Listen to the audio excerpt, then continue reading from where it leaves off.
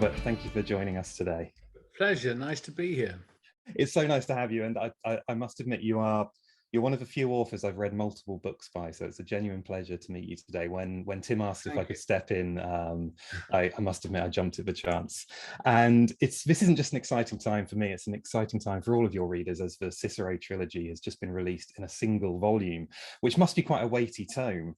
And I've got to confess that purely by coincidence, I haven't. Excellent. It's nearly just under 1,000 pages. So, good Lord. But it's beautifully. I say this not to do with me, but they've really done a beautiful job with the end papers, and it's got maps and this great ribbon, so you can keep going through it, and quite easy to read typeface. So it's really nice, and it does feel like the culmination of over 10 years' work to see it all together.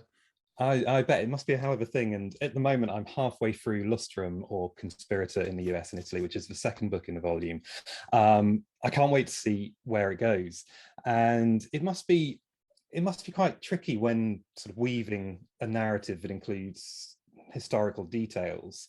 Where do you kind of draw the line between detailed historical account and telling a good story? Well, first of all, I thought that I could at least do a service by writing the novels. That would mean that they would have some worth of giving you a feel of what the period was like and how the politics operated. So I tried to make it accurate.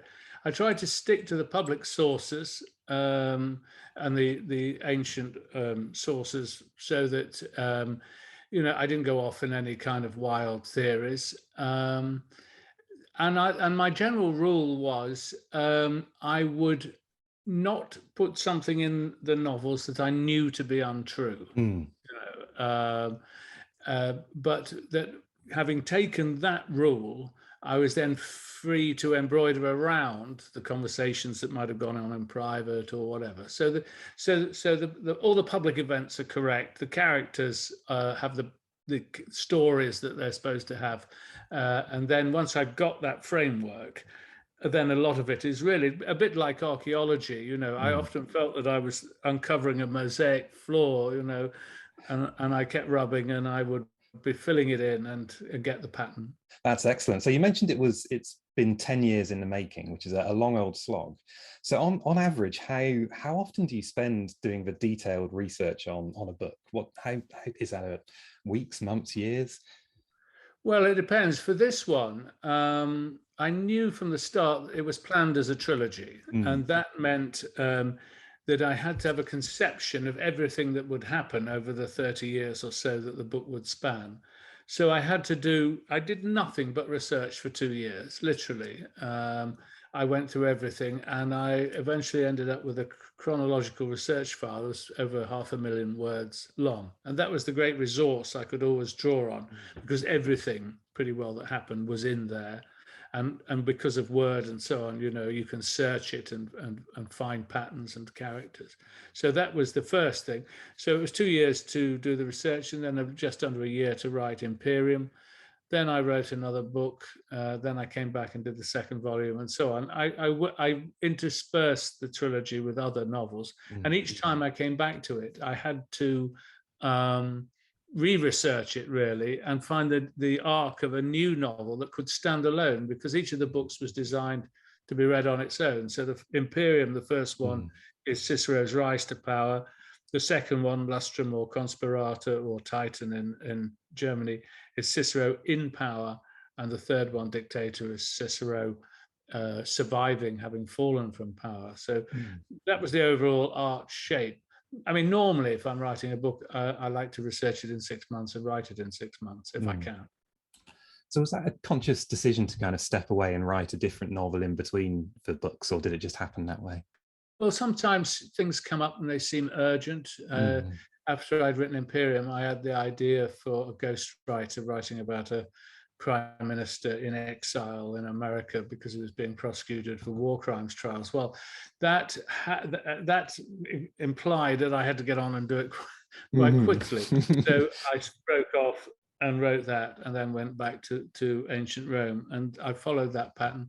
One advantage is that I grew old alongside Cicero. I mean, I ended up more or less the same age as he was when he died, and I started it sort of in my 40s. So, um, I think that was an advantage, actually. Something I really love about the books is that it's told essentially through the lens and from the perspective of a Roman slave.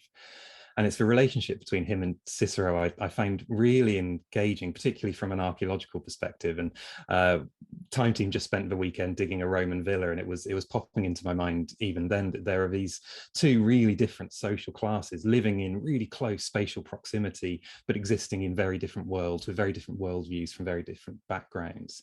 Where did you start in constructing those two characters and their relationship? Well, of course, Cicero is a genius, and I wanted to write about him because he seemed very modern. I mean, we have all his letters, or a lot of his letters, and his speeches and his books, and you get a distinct impression of his character, and the character is surprisingly modern and rather sympathetic for all his bluster and the rest of it. He's a humane man, and so that was the character of Cicero, and I could have thought of doing a kind of I Claudius and writing it, as the memoir that is discovered after his death. But Cicero, well, first of all, he wasn't big on self-knowledge, as anyone who reads his letters knows. And secondly, I think genius is best described from outside. So I needed a narrator. And there is this real life figure, Tiro, who was with him all his life and wrote a biography, a multi-volume biography of Cicero, which now lost, unfortunately. And he invented shorthand, and so he became the kind of perfect chief of staff or private secretary to a man rising in politics. And that relationship really is the fulcrum around which the three novels turn. Yeah, it's their story almost that kind of, for me at least, held me in and kept me turning the pages obsessively for many weeks. So moving on, stepping away from the book just a little bit, you've touched on numerous periods of history in your writings over the years, and throughout all of the novels you've written, is there anywhere, if you were to be given the resources of something like Time Team and said, all right, you can go and dig and investigate one of the sites relating to your books, is there one that kind of sticks out, a fantasy dig site, if you will, that you'd love to investigate? Oh, that's a very good question. There's an archaeologist called Andrea Carandini. Do you know who I mean? In Rome, and I once went to tramping around with him on the Palatine, and he was showing me what he sure was Cicero's famous villa that he bought off Crassus, and that got him into such trouble. I would love to see those houses of the elite and their closeness to one another. They figure a lot in the Cicero trilogy, and that proximity, as a historical novelist or just as a political novelist, where people are in relation to one another, whether they're neighbors, and where, as you say, Tiro and Cicero living in the same house, where they are spatially, is very important for me to get a kind of dynamic of relationships. And so I would love to go and excavate up there and see the webwork of power in that part of Rome. That's fantastic. I'd like to follow you. That sounds like a great thing to investigate. I've got a project at the moment working on a classical Hellenistic site in Greece, in the middle of Thessaly. And it's a monstrous construction of sort of grandiose, elaborate walls. But there's a later Roman fortification implanted on top with some kind of extra buildings going on in and around the site, and unlocking that spatial relationship between the elite and the non-elite, for want of a better term, but also the different potential elite houses in these structures, is something that's always fascinated me. So I'm completely with you there. So can I ask, and I may regret this, but before Time Team left our screens 9 or 10 years ago, did you watch the show at all? Were you a fan of it? Yes, I did watch from time to time. I'm fascinated by archaeology, and I've been to sites, obviously, endlessly around Pompeii, and also Rome and Herculaneum, Ostia, Paestum, and so I get an awful lot. I've used the work of scholars a lot, and I mean, the digs that have been going on in Pompeii, the pictures that have come out of that new sector of the city being excavated, are absolutely overwhelming, I think. And you know, it just has the excitement, as the programs do, of a kind of treasure hunt and the past lying there, and our nearness to the past I find very, very haunting, actually. What I find fascinating is I'm a new addition to the team, and seeing the last 2 digs being filmed over the last couple of weekends, part of me always suspected that in the back of the producers' minds, they had a story they wanted to tell and they'd go out and dig the archaeology, but that story would kind of stay in their minds. But watching it happen, unfold before my very eyes was fascinating. It was almost every hour of every day, the story would turn and ebb and flow in a different direction. And I think a lot of researchers look at Time Team and with a kind of a cynical eye, but now I've seen it from the inside. It is that discovery process. It is that detective story from start to finish, which it's so exciting to see it unfold. And one of the things that amazes me is the way that history is it's not immutable. I mean, it changes.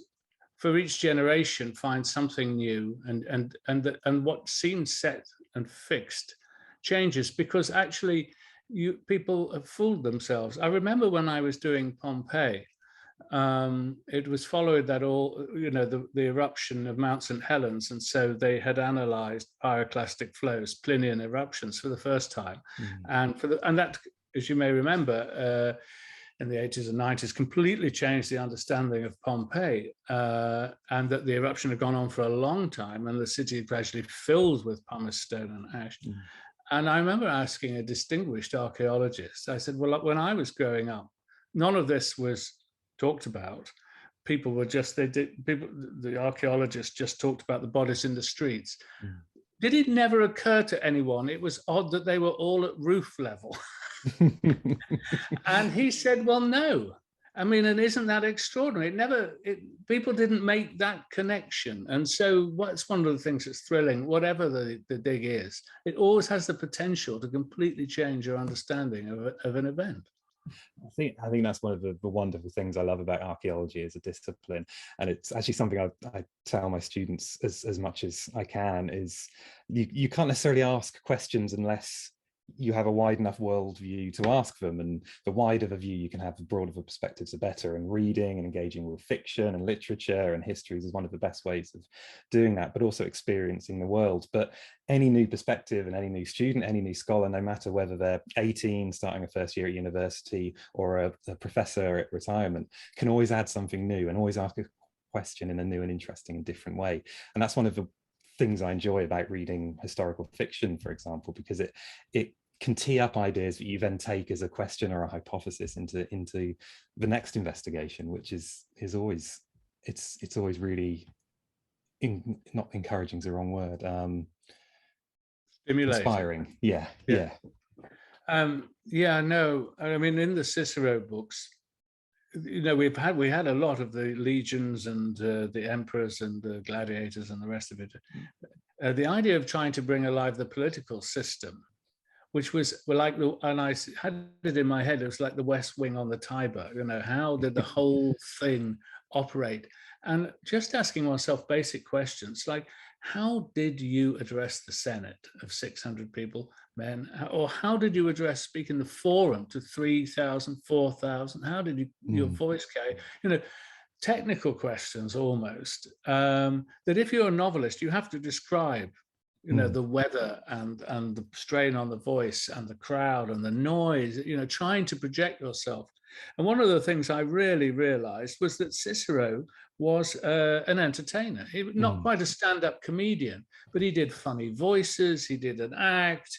He really played like it was the London Palladium. And he spent a lot of time with actors, and those sorts of things. You get away from the texts and you just start to think about what it was like really in the weather and in the open air. And then suddenly it is like archaeology. You know, this is, my God, it must have been something like this. That was the great thrill of writing the trilogy, to think that at the end of the day, it was probably like that or something like it. Do you know what I mean? Yeah, and there are huge parallels within sort of the process of filling in those gaps for fiction, and things like experimental archaeology or reconstruction archaeology, where because you're faced with the challenges of filling in the gaps, you have to ask questions about how it would be done. So for example, on the villa excavation this weekend, the villa is built onto a bit of a slope. And when we were discussing the reconstruction with our 3D artist, Raysan, overcoming the slope or incorporating that slope into the building asks different questions and led to different challenges and interpretations that we wouldn't necessarily find if we hadn't gone through that process of filling in the blanks in the same way that you do in your books. That's really interesting to see those parallels. Something else that's always fascinated me about your books, and I'm going to try and avoid going into any spoilers here for anyone that may have not read them yet, but some of your books deal with alternative histories or even histories as yet to happen. Second Sleep, for example, deals with, I don't know how far to take this without ruining the book for everyone, but themes that could be considered archaeological in a sense, and possibly how people in different time periods look back on other periods. What made you go into writing those types of books, those alternative histories and sort of future histories, if you will? Well, the Second Sleep was very much the product of the work I'd done on Pompeii in particular, but also the Cicero books. This idea of the slight superiority we have in the modern day, looking back on the past, on this civilization which in a sense failed, or system at least that failed.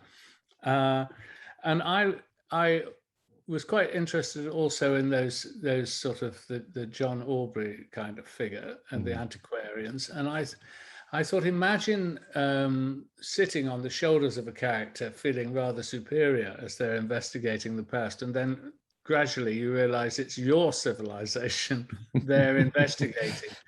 And so The Second Sleep is really a novel all about archaeology and antiquarianism, and it's applied to our present day rather than to something in the far past. I mean, it's in the past to them. And it interested me, having studied Rome, what buildings survive and what failed the test of time, what would be left from our modern age. And I did quite a lot of research on that. A modern skyscraper would not last long, 50, 60 years, something like that. A motorway would soon be disappeared, cracked, destroyed, grassed over, would vanish. Airport, massive concrete structures would survive. Embankments, motorway embankments, that sort of thing. Power stations, perhaps cooling towers. I mean, what would be left in the landscape? What would it look like? Which those are the sort of questions, I suppose, that archaeologists are dealing with all the time. I thought it was quite fun to apply them to our present day. What would survive, of course, is an enormous amount of plastic. Plastic bags, plastic nappies, straws. It would look like the plastic age, an age of trash. Yeah, very much so. Yeah, I mean, I must admit, it's a thought experiment we use with students quite often. Have you ever come across a book, Motel of the Mysteries by David Macaulay? No, I haven't. Don't tell me he wrote my novel before. No, not at all. But there are similar themes of looking back on the modern day in archaeology. I've got a copy of it here because I thought I might mention it. But there's some amazing reconstructions. I don't know if you can see this, of what toilet seats may be used, ritual toilet seats, and other such things. But it's a fantastic read and a tremendous kind of illustration that shows what future archaeologists may interpret or misinterpret about the age we live in, the plastic age, as you so well put it. Now, I've kept you for a little while, but I've got one last question, if you don't mind me asking. If I was to offer you a return ticket in a time machine, is there anywhere in history or from any one of your books that you'd love to see firsthand to kind of get that firsthand experience on an event or a place? Well, oddly enough, I went this summer for a holiday I flew to Thessaloniki, which I'd never been to. Although in Dictator, the third of the Cicero books, Cicero goes to Thessalonica twice. First when he's exiled, an enormous heat. I mean, I didn't go the hottest time of the year, but they have 45 degrees Celsius heat. And then secondly, just when the civil war is broken out between Caesar and Pompey, he goes back there. And it was said that the Roman fleet in the harbor at Thessaloniki was so huge and densely packed, Pompey's fleet, that you could walk right the way across it. And for the first time, I looked at the harbor, saw it. I mean, I put it in the novel, but I've never actually been. And I thought, my God, I would have loved to have been here at that time when the Senate in exile assembled and the army was forming. And, you know, any one of these things I'd love to see. Sometimes I wonder if it's not possible that light leaving Earth and taking so long to reach some distant galaxy, that at some point it may be possible to look in real time almost back to Earth and to see these great armies or whatever deploying. So that was something I'd like to see. Most of the things I've written about in the Cicero books and in Pompeii, I would have loved to have seen them. That's a fantastic answer, and again, it's possibly a place I'd love to join you and see. Robert Harris, thank you very much for joining me today. I really appreciate you taking the time to chat, and I'm looking forward to getting back into the middle of a volume and reading it through to the end now. See you in about 3 months. Yes. Yeah, thank you. Thanks a lot.